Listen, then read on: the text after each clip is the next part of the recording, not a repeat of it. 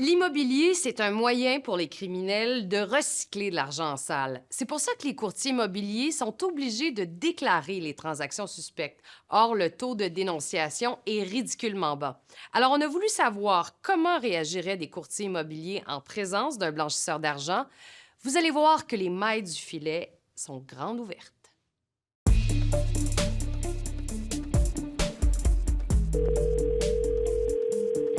Bienvenue, comment puis-je vous aider? Je vous appelle pour un de nos clients. Et vous, est-ce que vous êtes courtier? Nous sommes son gestionnaire de patrimoine. Il arrive lundi de Panama et mardi, il aimerait bien entreprendre ses visites. 13 heures, ça pourrait vous convenir? Oui, 13 heures, ce serait parfait, mardi, oui. Meet Damien. He is a fictitious employee at Optimi Management, a wealth management company out of New York City. Je suis à Manhattan, mais il ne fait pas si froid que ça. Et on a un beau soleil. But Damien is not in New York. He works with us and he is making calls from Radio-Canada in Montreal. He is contacting realtors to book visits with brokers on behalf of a foreign client who wants to purchase a property in Montreal. Je vais rencontrer quelle personne? Là, vous allez rencontrer Monsieur Bernard. Bernard. Oui, Tom Bernard. Son prénom, c'est Tom Bernard.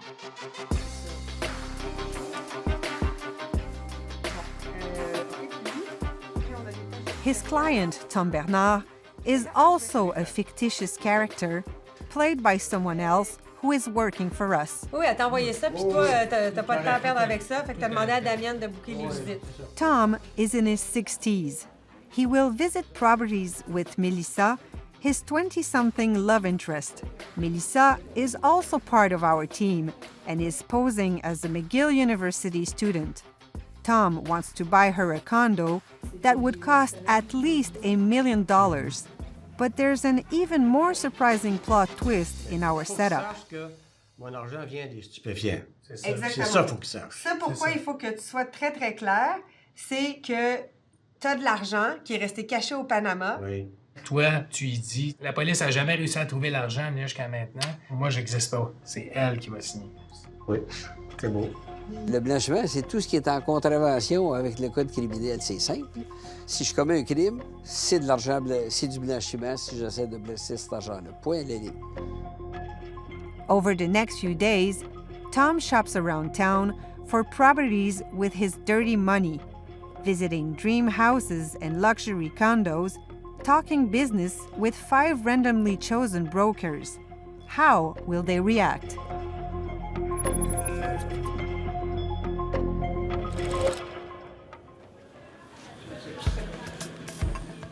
Tuesday, February 18th. Tom and Melissa leave Radio-Canada, accompanied by our producer, who will pretend to be Tom's personal assistant. Everybody wears hidden camera equipment. They leave to take part in this 3-day experiment.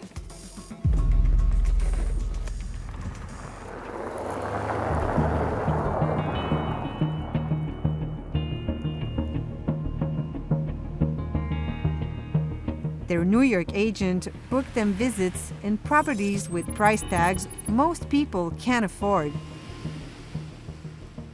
They will visit 5 luxury addresses, from downtown modern condo towers to old Montreal and up to the top of Westmount.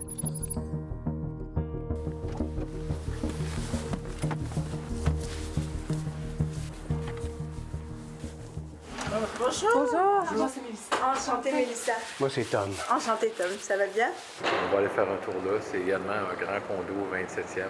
OK. La vue est moins belle aujourd'hui. Il y a peut-être plus de nuages qu'au Panama aussi. Hein? Oui. Ah oui! Oui! Wow. Il y a 2 chambres. Some apartments have breathtaking views, while others feature lavish interiors. The broker's job is not only to show them around. They also have a legal duty to report attempts at money laundering and other suspicious activities. This is exactly what Tom wants to test. T'es capable de garder des secrets? Bien sûr. Tom is about to very clearly tell the brokers how he made his money. L'argent, c'est pas un problème, OK? Les années 90, pour moi, c'était des années d'or. D'accord. OK, j'ai fait beaucoup d'argent avec la Colombie. Pas si tu me suis. Oui. OK, j'étais impliqué pas mal dans les stupéfiants en 90. D'accord. Dans les années 90, j'ai œuvré dans le milieu des stupéfiants pas mal et j'ai accumulé beaucoup d'argent qui est placé à l'extérieur du Canada, bien sûr. Ouais. OK. J'ai été arrêté pour ça, j'ai pris une petite sentence, j'ai réglé mes affaires. Mon argent provient de là. OK. Elle est placée au Panama et un peu aux Bahamas. Moi, ce que je recherche, madame, c'est la confidentialité. Si on fait affaire One of the brokers seems wary after hearing this full disclosure. Est-ce que je peux me fier sur vous? Oui, bien sûr, mais je travaille pour les vendeurs. OK. Donc, si vous voulez vraiment de confidentialité, je peux vous suggérer quelqu'un. The 4 other brokers have no reservations. It's quite the opposite. Même si mon argent est placé et qu'elle vient de la vente des stupéfiants, ça ne dérange rien, ça. En autant que vous êtes payé. Moi, que ça vienne de n'importe quoi. Moi, c'est pas à moi de juger, genre. OK. Mais mon argent provient de ça. Ça entend? Ça me dérange pas du tout. Ça vous dérange pas du tout. Bon. Mon meilleur ami, mon meilleur ami, son mari, c'est la même chose. C'est OK. la même situation. Donc, je suis pas là pour juger, je suis pas là pour culpabiliser. C'est chacun puis sa vie, chacun sa... Donc, je vous entends. Moi, je veux m'assurer que vous ayez bien compris que mon argent vient de la dope, on s'entend, hein, Panama. Peut-être pas fait au fond de vous, mais j'en ai fait au blanc, au noir aussi. Ah ouais? Non, c'est... Sinon, on fait pas de scène. Vous avez mon entrée à la discrétion, puis je vais même vous serrer la main là-dessus. Monsieur, j'apprécie beaucoup. Ça me fait grandement plaisir. J'aime mieux la chaleur. Oui, c'est ça. La neige, j'aime mieux l'avoir sur la table. TV. Sur la table. Sur la table que sur l'asphalte. On s'entend? On s'entend? Parfait. Fait que moi, ce que je fais... We showed our footage to experts. Le scénario est crédible. La force de votre scénario, c'est justement son caractère qui est parfois farfelu. Là. Comment ces gens-là ont pu mordre et être si confortables devant quelque chose d'aussi... Sans ambiguïté. Sans ambiguïté. Disons que c'est dessiné au crayon gras, là, ici. Là. Je vais revenir dans le domaine des stupéfiants. Mon argent provient de ça. La provocation était claire et là, c'est un blanchisseur. For this expert who teaches realtors on how to comply with the law, a case like this one must be reported. Quand le client nous dit qu'il est un trafiquant de drogue, en tout cas, ou à peu près, ben là, les règlements disent qu'il faut le dire. Là, c'est du blanchiment.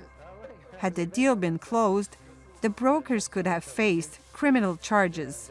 Le fait d'avoir caché ça, c'est passible de prison maintenant. Bonjour, je m'appelle Julie Dufresne, je suis journaliste à Radio-Canada pour l'émission Enquête. Nous préparons un reportage sur le blanchiment d'argent dans l'immobilier. A week after our sting operation, we called the brokers to ask this question. Je me demandais, est-ce que vous avez personnellement été témoin de ce genre de situation-là? J'ai pas gros expérience, j'ai pas fait 100 transactions, donc moi j'ai jamais vu ça sur mon côté là. Vous n'avez jamais eu de client qui vous a proposé de faire ce type de transaction-là? Non. De blanchiment d'argent ou rien du genre? Non. 4 of the 5 brokers said they had not been witness to any recent attempts at money laundering. We then told them the truth about Tom Bernard. J'aimerais vous demander si vous avez rencontré un dénommé Tom Bernard le 18 février dernier.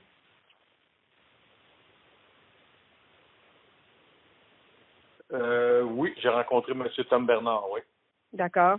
Je dois vous informer que Tom Bernard, c'est un personnage fictif que l'émission Enquête a créé. OK. At the time of our call, none of the brokers had filed a suspicious activity report. All of them claimed they acted in accordance with their legal duties. Ben moi, je pensais pas qu'il voulait blanchir de l'argent. Moi, Vous pensez que c'était j'ai quoi, compris, c'est que lui, il y a de l'argent à l'extérieur du pays. Il n'y a rien du tout d'illégal dans ce que j'ai dit. Lui, il a dit, j'ai payé mes dettes, j'ai fait tout ce que tout mon temps, donc oui, et c'était dans les années 90. Je me rappelle quand c'est arrivé, je me suis dit, il y a quelque chose qui semble weird. Je pense que c'est ça, j'étais juste sous le choc, puis je savais pas comment répondre. I have to do my due diligence if I'm actually going to write the offer, but I never wrote an offer. En tant que courtier immobilier, j'ai une responsabilité envers mon vendeur. Puis oui, je dois flaguer le montant si c'est un blanchiment d'argent, mais selon moi, une fois qu'il y a une offre déposée, c'est là où j'aurais dû le flaguer. We also showed our footage to OASIC, the self-regulating body that oversees real estate brokers. De façon générale, est-ce que ce que vous avez vu là correspond à des comportements que vous espérez voir de courtier immobilier? Bien, évidemment que non. Évidemment que c'est extrêmement préoccupant. C'est extrêmement troublant que d'entendre des situations comme celle-là. Mais est-ce que c'est vrai qu'il doit prioriser la vente pour son vendeur sans se préoccuper, par exemple, d'un potentiel blanchiment d'argent ou un potentiel manquement à ses obligations légales? La réponse est simple, c'est non. Non, il doit vraiment s'assurer du respect de toutes ses obligations, autant à l'égard du vendeur que de l'acheteur. Plus la commission va être grosse, plus la morale a tendance à être élastique. Si je vends une maison, mettons 3 % une maison de 5 millions de dollars, ça donne, si j'ai bien calculé, 150 000 $ de commission. Je peux peut-être avoir une morale plus élastique.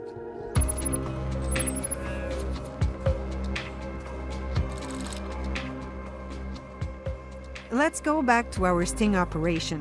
Our brokers don't seem to mind doing business involving dirty money.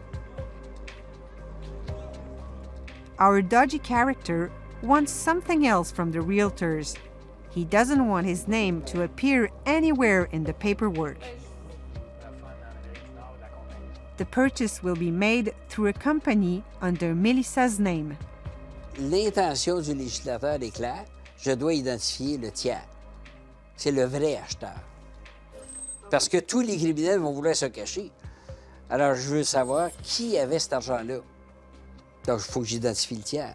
Moi, c'est sûr que si tu me demandes des papiers d'identité, tu n'auras pas. Parfait. OK? Ouais. Ça, c'est clair. Est-ce que Je ne demanderai même pas.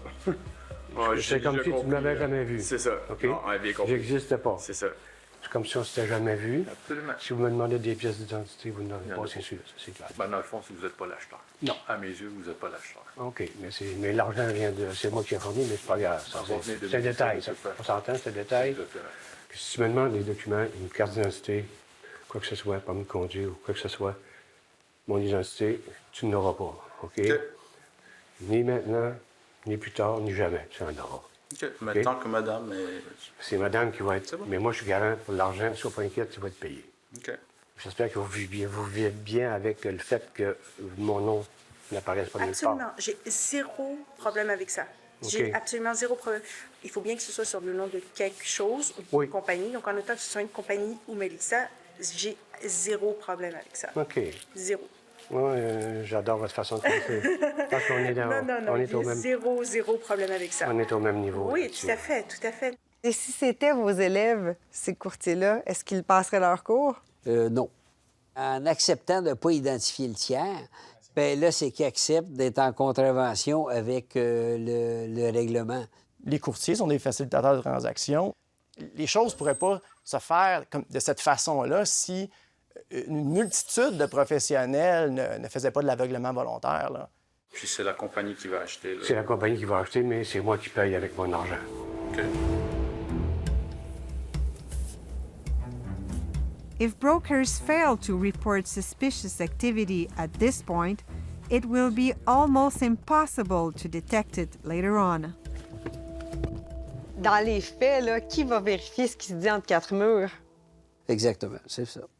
Et si les papiers sont bien faits, écoutez, les blanchisseurs font fortune à Vancouver, à Toronto, et ça commence à Montréal. Bien, ils utilisent ces techniques-là de la compagnie et des prête-noms. Faute de données probantes, on ne peut pas déterminer l'ampleur, le rôle exact joué par le blanchiment d'argent dans la spéculation immobilière à Montréal. C'est certain que le blanchiment d'argent est un facteur qui justifie la hausse des prix à l'heure actuelle. Et vous le voyez très bien. We decide to push our experiment a little further. We ask the brokers for a second visit. Monsieur Bernard est intéressé par votre propriété. Est-ce que c'est possible pour vous qu'il puisse vous revoir demain matin sur place? Ce qu'on s'attendrait d'un scénario comme ça, c'est que des gens refusent une deuxième rencontre. On peut toujours justifier la politesse de la première rencontre par le fait que c'est pas des policiers de carrière, ils savent pas comment réagir avec des criminels. Ils ont une certaine forme de courtoisie naturelle, peut-être. Bonjour, M. Laurent. Pas chaud, mon ami. All of them agreed to meet again. Tom lets them know he is ready to proceed with a formal offer. On s'est entendu sur mon nom à parler d'une forme. Complètement entendu, puis pour moi et pour vous, le moins que je connais, le mieux c'est. Moi, ce que je veux voir, là, c'est un contrat d'achat, une offre d'achat d'une compagnie, avec un chèque qui vient de cette compagnie-là, qui est émis par la compagnie, autorisé par Mélissa. Moi, c'est ça que je veux voir. Nous, on va remplir le formulaire. Une fois qu'on reçoit on le remplit. OK. Puis that's it. Even the broker, who seemed cautious during the first visit, now has all the documentation pre-filled in order to proceed with the transaction. OK, all right. Merci. Mais lorsqu'on accepte une deuxième rencontre, puis on arrive avec des documents pour faire une offre d'achat en expliquant de quelle façon le nom de notre monsieur n'apparaîtra pas, là, je pense que ça démontre un niveau de confort, de normalisation de ces crimes-là qui sont troublants. Melissa is not around, even though she is the one who is supposed to sign the formal purchase document. Si on fait ça en format électronique, je demande à Damien de nous envoyer une photocopie du permis de conduire, puis ça va être bon. All the brokers verify Melissa's identity using photocopies of her photo IDs. Ça, c'est clair que c'est en contravention avec la loi. On doit voir les originaux des pièces. Alors, pas de photocopie. Une photocopie, on peut faire n'importe quoi avec une photocopie.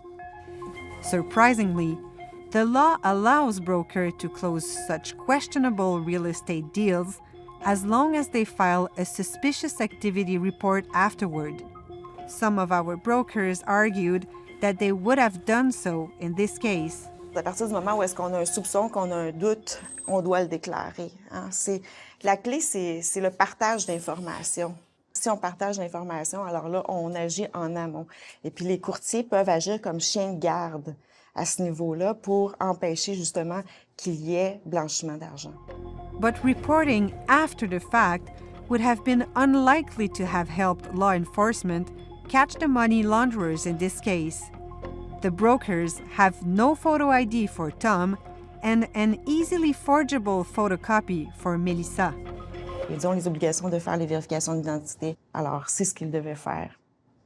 Et c'est ce qu'ils n'ont pas fait. Il semble qu'ils n'aient pas fait ça au moment où est-ce que les questions leur ont été posées.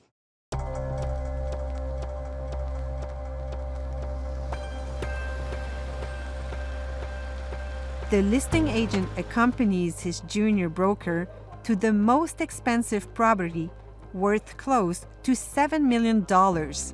Tom, je t'ai expliqué un peu la situation. Tom, t'habites au Panama, puis je t'ai expliqué la situation. Oui, que c'était pour une dame, puis que ce sera au nom de la Exactement. He takes the lead in closing the deal. On va s'asseoir, on va écrire une offre qui vous convient, puis on va juste essayer de s'entendre. Nous, on est extrêmement discret. Nous, on fait les choses selon les règles de l'art avec loi CQ, mais on n'est pas là pour, vous comprenez ce que je veux dire, là. Tout à fait. Tout soit legit, évidemment. The senior broker never questioned Tom's motives nor his identity. We got in touch and asked for an explanation. Ben oui, mais c'est sûr que c'était douteux. Donc, vous auriez dû remplir une déclaration d'opération douteuse à ce moment-là. À partir du moment où est-ce qu'on a un soupçon, on a des indices qu'il y a un drapeau rouge qui se lève, on doit le déclarer. C'est ça l'obligation du courtier. He claims his colleague never told him about Tom's drug trafficking. Plutôt que de mettre un terme à la transaction, vous avez accepté une deuxième visite à laquelle vous avez participé. Vous avez même dit on va s'asseoir. Il n'y avait pas l'air d'avoir aucun problème à procéder à la transaction. C'est sérieux là, ce que vous allez dire, là, parce que je suis probablement le courtier le plus honnête. According to OASIC, the second visit should have never happened. Dans la mesure où est-ce qu'ils sont dans une situation où est-ce qu'ils constatent qu'ils ne pourront pas remplir leur obligation déontologique, eh bien, à ce moment-là, effectivement, ils devraient dénoncer la situation puis s'en retirer. Aussi clair que ça. Oui. Merci. Excusez-moi. Bon retour au Panama. These brokers were the first to email us documents, hoping to close the transaction. In the end, we received 3 such proposals. Vous venez de mettre une réalité sur ce que certains dénoncent depuis longtemps. Donc, oui, c'est un wake-up call. C'est un wake-up call qui doit être pris très sérieusement par les premiers ministres des provinces canadiennes. Il faut comprendre que le seul outil qui peut ouvrir les lumières sur une forme de criminalité comme le blanchiment d'argent, c'est une commission d'enquête.